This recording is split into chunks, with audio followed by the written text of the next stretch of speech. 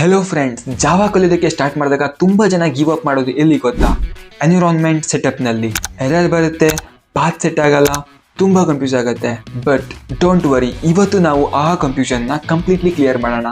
ನಾವು step by step JDK and VS ಕೋಡ್ನ install ಮಾಡಿ, ಪಾತ್ನ ಸೆಟ್ ಮಾಡಿ, ಬೇಕಾಗಿರುವಂಥ ಎಕ್ಸ್ಟೆನ್ಷನ್ಗಳನ್ನು ಇನ್ಸ್ಟಾಲ್ ಮಾಡಿಬಿಟ್ಟು ನಮ್ಮ ಫಸ್ಟ್ ಹೆಲೋ ವರ್ಲ್ಡ್ ಪ್ರೋಗ್ರಾಮ್ನ ರನ್ ಮಾಡೋಣ.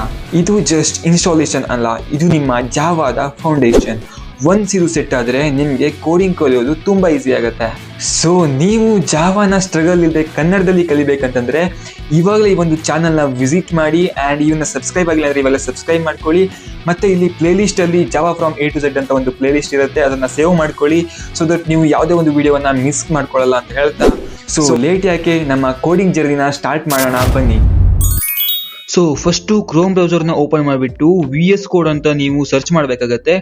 ಸೊ ನಿಮಗೆ ಮೊದಲನೇ ಲಿಂಕ್ ಕಾಣ್ತಾ ಇರ್ಬೋದು, ಸೊ ಅದನ್ನ ಕ್ಲಿಕ್ ಮಾಡ್ಕೊಂಡ ತಕ್ಷಣ ನಿಮಗೆ ಡೌನ್ಲೋಡ್ ಫಾರ್ ವಿಂಡೋಸ್ ಅಂತ ಒಂದು ಆಪ್ಷನ್ ಸಿಗುತ್ತೆ. ಅದನ್ನು ಕ್ಲಿಕ್ ಮಾಡಿದ ತಕ್ಷಣ ನಿಮಗೆ ಆಟೋಮೆಟಿಕ್ ಆಗಿ ಡೌನ್ಲೋಡ್ ಆಗುತ್ತೆ. ಅದು ಒನ್ಸ್ ಇಟ್ಸ್ ಡೌನ್ಲೋಡ್ ಆದ ತಕ್ಷಣ ನೀವು ಫೈಲ್ ಮ್ಯಾನೇಜರ್ಗೆ ಹೋಗ್ಬಿಟ್ಟು ಡೌನ್ಲೋಡ್ಸ್ ಒಳಗಡೆ ಅದು ಸೇವ್ ಆಗಿರುತ್ತೆ. ಸೊ ಅದ್ರ ಮೇಲೆ ನೀವು ಡಬಲ್ ಕ್ಲಿಕ್ ಮಾಡಿದ್ರೆ ನಿಮಗೆ ಈ ರೀತಿಯಾದಂತಹ ಇಂಟರ್ಫೇಸ್ ಓಪನ್ ಆಗುತ್ತೆ. ಇಲ್ಲಿ ನೀವು ಎಕ್ಸೆಪ್ಟ್ ಅಂತ ಕೊಟ್ಕೊಂಡು ನೆಕ್ಸ್ಟ್ ಅಂತ ಕೊಡಬೇಕಾಗುತ್ತೆ ಆ್ಯಂಡ್ ನಿಮಗೆ ಇಲ್ಲಿ ಪಾತ್ ಅನ್ನ ಕೇಳುತ್ತೆ. ಸೊ ಎಲ್ಲದು ಡಿಫಾಲ್ಟ್ ಆಗಿರಲಿ, ಸೊ ಎಲ್ಲನೂ ನೆಕ್ಸ್ಟ್ ಅಂತ ಕೊಟ್ಕೊಂಡು ಹೋಗಿ. ಸೊ ಆಮೇಲೆ ನೆಕ್ಸ್ಟ್ ನಿಮಗೆ ಈ ರೀತಿಯಾದ ಇಂಟರ್ಫೇಸ್ ಬರುತ್ತೆ. ಸೊ ನೀವು ಇಲ್ಲಿ ಕ್ರಿಯೇಟ್ ಡೆಸ್ಕ್ಟಾಪ್ ಐಕಾನ್ ಅಂತ ಕೊಟ್ಕೊಂಡು ನೆಕ್ಸ್ಟ್ ಅಂತ ಕೊಟ್ಟು ಇನ್ಸ್ಟಾಲ್ ಅಂತ ಮಾಡ್ಕೊಂಡ್ರೆ ಸೊ ದಟ್ ನಿಮಗೆ ಡೆಸ್ಕ್ಟಾಪ್ ಒಳಗಡೆ ನಿಮಗೆ VS ಕೋಡ್ ಐಕಾನ್ ನೋಡೋದಕ್ಕೆ ಸಿಗುತ್ತೆ. ಸೊ ಒನ್ಸ್ ಇಟ್ಸ್ ಇನ್ಸ್ಟಾಲ್ ಆದ ತಕ್ಷಣ ನಿಮಗೆ ಲಾಂಚ್ ಮಾಡೋದಕ್ಕೆ ಆಪ್ಷನ್ ಅನ್ನ ಕೇಳುತ್ತೆ. ಸೊ ನಿಮಗೆ ಬೇಕಾದ್ರೆ ಆನ್ ಮಾಡ್ಕೋಬಹುದು, ಇಲ್ಲಾಂದ್ರೆ ಆಫ್ ಮಾಡ್ಕೋಬಹುದು. ನಾನು ಇವಾಗ ಆನ್ ಇಟ್ಕೊಡ್ತೀನಿ. ನೆಕ್ಸ್ಟ್ ಫಿನಿಶ್ ಅಂತ ಕೊಟ್ರೆ ಇದು ನಿಮಗೆ VS ಕೋಡ್ ನ ಆಟೋಮೆಟಿಕ್ ಆಗಿ ಲಾಂಚ್ ಮಾಡುತ್ತೆ. ಸೊ ನಾವು ಇವಾಗ ಕ್ಲೋಸ್ ಮಾಡ್ಕೊಳ್ಳೋಣ ಸದ್ಯಕ್ಕೆ. ಮತ್ತೊಂದ್ಸಲ ನೀವು ಕ್ರೋಮ್ ಬ್ರೌಸರ್ನ ಓಪನ್ ಮಾಡಿಬಿಟ್ಟು ಒರಾಕಲ್ ಜಾವಾ ಅಂತ ಸರ್ಚ್ ಮಾಡಬೇಕಾಗತ್ತೆ. ನೆಕ್ಸ್ಟ್ ಅದರೊಳಗೆ ಫಸ್ಟ್ ಲಿಂಕ್ ಅನ್ನ ಕ್ಲಿಕ್ ಮಾಡಿಬಿಟ್ಟು ಡೌನ್ಲೋಡ್ ಜಾವಾ ಅಂತ ಒಂದು ಆಪ್ಷನ್ ಇರುತ್ತೆ, ಅದನ್ನ ಕ್ಲಿಕ್ ಮಾಡಬೇಕಾಗತ್ತೆ. ನೆಕ್ಸ್ಟ್ ನಿಮ್ಗೆ ಇಲ್ಲಿ ಲೇಟೆಸ್ಟ್ ವರ್ಷನ್ ಸೆಲೆಕ್ಟ್ ಮಾಡಿಕೊಂಡು ನಾನು ಇಲ್ಲಿ ವಿಂಡೋಸ್ ನ ಸೆಲೆಕ್ಟ್ ಮಾಡ್ಕೋತೀನಿ. ನೆಕ್ಸ್ಟ್ ಇಲ್ಲಿ X64 ಇನ್ಸ್ಟಾಲ್ ಅಂತ ಇದನ್ನ ಕ್ಲಿಕ್ ಮಾಡ್ಕೊಂಡ ತಕ್ಷಣ ನಮಗೆ ಆಟೋಮೆಟಿಕ್ ಆಗಿ ಡೌನ್ಲೋಡ್ ಆಗುತ್ತೆ. ಸೊ ಒನ್ಸ್ ಇಟ್ಸ್ ಡೌನ್ಲೋಡ್ ಆದ ತಕ್ಷಣ ನಾವು ಫೈಲ್ ಮೇಲೆ ಡೈರೆಕ್ಟ್ ಆಗಿ ಕ್ಲಿಕ್ ಮಾಡಿದ್ರೆ ಅದು ಡೈರೆಕ್ಟ್ ಆಗಿ ಲಾಂಚ್ ಆಗುತ್ತೆ. ಸೊ ಇದನ್ನ ನಾವು ಇವಾಗ ಮಿನಿಮೈಸ್ ಮಾಡ್ಕೊಳ್ಳೋಣ ಫಸ್ಟ್. ಸೊ ಈ ರೀತಿಯಾಗಿ ನಿಮಗೆ ಇಂಟರ್ಫೇಸ್ ಸಿಗುತ್ತೆ. ಸೊ ಇದರೊಳಗಡೆ ನೀವು ನೆಕ್ಸ್ಟ್ ಅಂತ ಕ್ಲಿಕ್ ಮಾಡಬೇಕಾಗುತ್ತೆ. ಸೊ ನೆಕ್ಸ್ಟ್ ಇಲ್ಲಿ ಪಾತ್ ನ ಕೇಳುತ್ತೆ, ಅದು ಡಿಫಾಲ್ಟ್ ಆಗಿರಲಿ. ಸೊ ನೆಕ್ಸ್ಟ್ ನ ಕ್ಲಿಕ್ ಮಾಡೋಣ. ಸೊ ಸ್ವಲ್ಪ ಹೊತ್ತು ವೇಟ್ ಮಾಡಿದ ತಕ್ಷಣ ಅದು ನಿಮಗೆ ಇನ್ಸ್ಟಾಲ್ ಆಗುತ್ತೆ. ನೆಕ್ಸ್ಟ್ ನೀವು ಕ್ಲೋಸ್ ಮಾಡ್ಕೊಂಡು ಪಾತ್ ನ ಸೆಟ್ ಮಾಡ್ಕೋಬೇಕಾಗುತ್ತೆ. ಸೊ ಪಾತ್ ನ ಸೆಟ್ ಮಾಡೋದು ಹೆಂಗೆ ಅಂತಂದ್ರೆ ಫೈಲ್ ಮ್ಯಾನೇಜರ್ಗೆ ಹೋಗ್ಬಿಟ್ಟು ದಿಸ್ PC ಅಂತ ಇರುತ್ತೆ, ಅದರೊಳಗೆ ಹೋದ್ರೆ ನಿಮಗೆ ಸಿ ಡ್ರೈವ್ ಸಿಗುತ್ತೆ. ಸಿ ಡ್ರೈವ್ ಒಳಗಡೆ ಹೋದ್ರೆ ನಿಮಗೆ ಪ್ರೋಗ್ರಾಮ್ ಫೈಲ್ಸ್ ಅಂತ ಒಂದು ಆಪ್ಷನ್ ಇರುತ್ತೆ. ಪ್ರೋಗ್ರಾಮ್ ಫೈಲ್ಸ್ ಒಳಗಡೆ ಹೋಗಿ ಅದರೊಳಗಡೆ ಜಾವಾ ಅಂತ ಒಂದು ಫೋಲ್ಡರ್ ಇರುತ್ತೆ. ಅದರೊಳಗಡೆ ಹೋದ್ರೆ JDK 25 ಅಂತ ಇರುತ್ತೆ, ಅದರೊಳಗಡೆ ಬಿನ್ ಅಂತ ಇರುತ್ತೆ. ಸೊ ಬಿನ್ ಫೋಲ್ಡರ್ಗೆ ಹೋಗ್ಬಿಟ್ಟು ಇಲ್ಲಿ ನೀವು ಮೇಲೆಗಡೆ ಕ್ಲಿಕ್ ಮಾಡಿದ್ರೆ ಈ ರೀತಿಯಾಗಿ ಪಾತ್ ಸೆಲೆಕ್ಟ್ ಆಗುತ್ತೆ. ಅದನ್ನ ನೀವು Ctrl+C ಕೊಟ್ಟು ಕಾಪಿ ಮಾಡ್ಕೋಬೇಕಾಗುತ್ತೆ.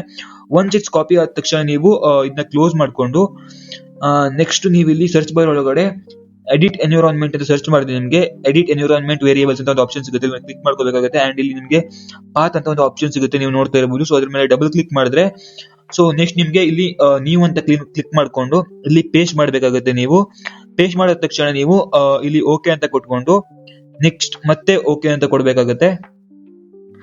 ನೆಕ್ಸ್ಟ್ ನೀವು ಮತ್ತೆ ಸರ್ಚ್ ಬಾರ್ ಒಳಗಡೆ CMD ಸರ್ಚ್ ಮಾಡಿ ಕಮಾಂಡ್ ಪ್ರಾಂಪ್ಟ್ ಒಳಗಡೆ ಹೋಗ್ಬೇಕಾಗತ್ತೆ. ಸೊ ಅದರೊಳಗಡೆ ಹೋದ ತಕ್ಷಣ ನೀವು ಜಾವಾ __ ವರ್ಷನ್ ಅಂತ ಸರ್ಚ್ ಮಾಡಿದ್ರೆ ನಿಮ್ಗೆ ಈ ರೀತಿಯಾಗಿ ಜಾವಾದು ವರ್ಷನ್ ಅನ್ನು ತೋರಿಸುತ್ತೆ. ಸೊ ಈ ರೀತಿಯಾಗಿ ನಿಮ್ಗೆ ಬಂತು ಅಂತಂದ್ರೆ ನಿಮ್ಮ ಜಾವಾ ಸೆಟಪ್ ಕರೆಕ್ಟ್ ಆಗಿದೆ ಅಂತ ಅರ್ಥ.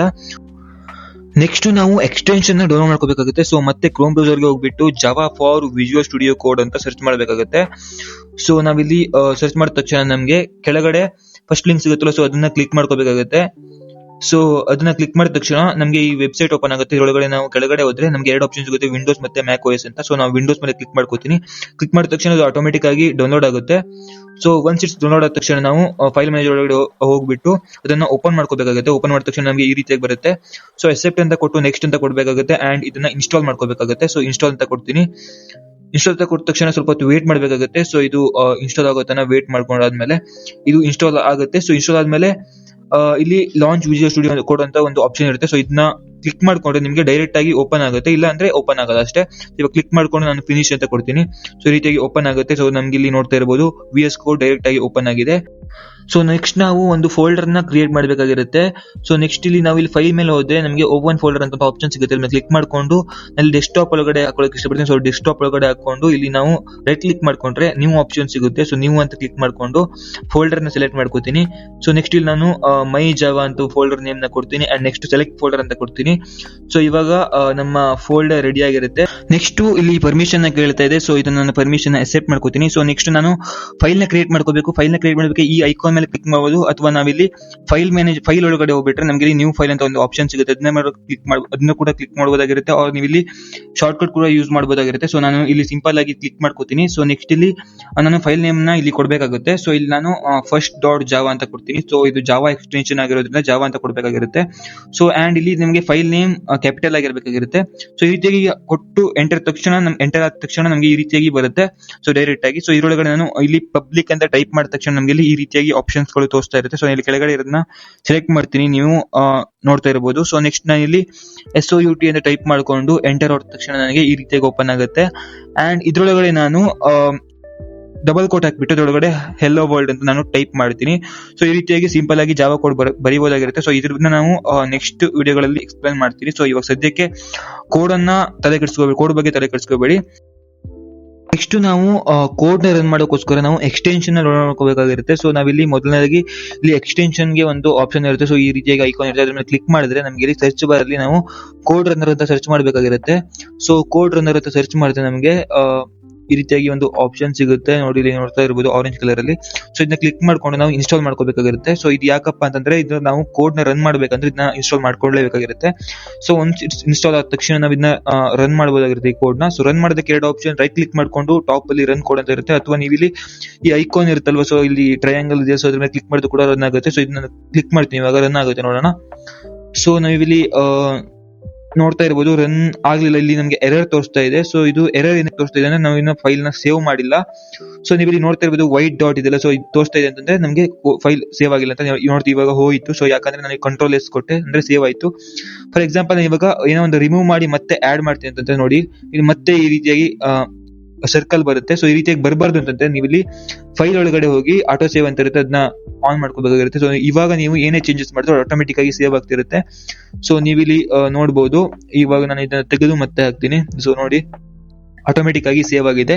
ಸೊ ಇವಾಗ ನಾವು ರನ್ ಮಾಡಿದ್ರೆ ಇದು ರನ್ ಆಗುತ್ತೆ. ಸೊ ನೋಡ್ತಿರ್ಬೋದು ನೋಡಿ ಇಲ್ಲಿ ಹೆಲೋ ವರ್ಲ್ಡ್ ಅಂತ ನಮ್ಗೆ ಇವಾಗ ಬಂದಿದೆ. ಸೊ ಫ್ರೆಂಡ್ಸ್, ಇದು ನಿಮ್ಮ Java setup and first program. ನಿಮ್ಗೆ ಒಂದು ಡೌಟ್ ಇರ್ಬೋದು, ಬ್ರೋ ಇದು ಪಬ್ಲಿಕ್ ಸ್ಟಾಟಿಕ್ ವಾಯ್ಡ್ ಮೇನ್ ಅಂದ್ರೆ ಏನು, ಸಿಸ್ಟಮ್ ಡಾಟ್ ಔಟ್ ಅಂದ್ರೆ ಏನು? ಡೋಂಟ್ ವರಿ, ನೆಕ್ಸ್ಟ್ ವಿಡಿಯೋದಲ್ಲಿ ನಾವು ಈ ಒಂದು ಕೋಡ್ ನ ಪೋಸ್ಟ್ ಮಾಡೋಣ. ಪ್ರತಿಯೊಂದು ವರ್ಡ್ ನ ಮೀನಿಂಗ್ ನ ನಾವು ಕನ್ನಡದಲ್ಲಿ ತಿಳ್ಕೊಳ್ಳೋಣ. ಸೊ ಫ್ರೆಂಡ್ಸ್, ಈ ಒಂದು ವಿಡಿಯೋ ನಿಮಗೆ ಹೆಲ್ಪ್ ಆಗಿದ್ರೆ ಇವಾಗಲೇ ಲೈಕ್ ಮಾಡಿ ಅಂಡ್ ನಿಮ್ಮ ಫ್ರೆಂಡ್ಸ್ ಗಳಿಗೆ ಶೇರ್ ಮಾಡೋದನ್ನ ಮರಿಬೇಡಿ ಅಂತ ಹೇಳ್ತಾ, until then keep coding. This is Code by Kannadiga signing off.